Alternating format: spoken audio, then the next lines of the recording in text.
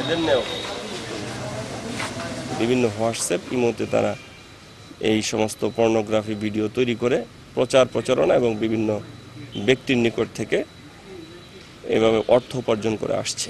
গত 1 জুলাই রাতে ময়মনসিংহ ফুলপুর থানার এসআই জিয়াউর রহমানের নিকট থেকে একটি অভিযোগপত্র পাই যে 15 বছরের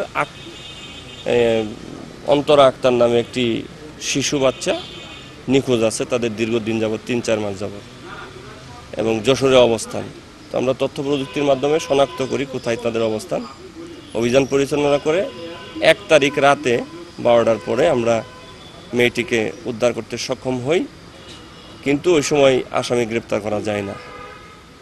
পরবর্তীতে আমরা আবারও গোপন তথ্যের ভিত্তিতে আমরা গতকাল রাতে 10টা সাড়ে 10টার সময় বেসপাড়া এলাকায় আমরা অভিযান পরিচালনা করে ঘটনায় জড়িত।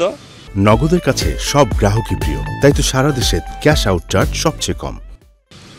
2 সদস্যকে আমরা গ্রেপ্তার করি এবং তাদের হেফাজত থেকে পর্নোগ্রাফি পরিচালনা এবং পর্নোগ্রাফি তৈরির 3টি অ্যান্ড্রয়েড মোবাইল ফোন উদ্ধার করতে সক্ষম হই। সেগুলো মোবাইল ফোন যাচাই বাছাই করি, সেখানে দেখতে পাই যে তাদের ব্যবহৃত 17টির বেশি ফেসবুক আইডি সহ বিভিন্ন হোয়াটসঅ্যাপ ইমোতে তারা এই সমস্ত পর্নোগ্রাফি ভিডিও তৈরি করে প্রচারণা এবং বিভিন্ন ব্যক্তির নিকট থেকে এভাবে অর্থ উপার্জন করে আসছে। তাদের বিরুদ্ধে আমি নিজে এখানে বাদী হয়ে পর্নোগ্রাফি আইনে এজাহার দায়ের করি। এছাড়াও সেই ভিকটিম অন্তরা আক্তারের পিতা জামাল উদ্দিন ফুলপুর থানায় তার বিরুদ্ধে একটি মানব পাচার প্রতিরোধ আইনে এজাহার দায়ের করলে সেখানে একটি মামলা রুজু হয়। আসামিকে জিজ্ঞাসাবাদ শেষে বিজ্ঞ আদালতে সুপর্দ করা।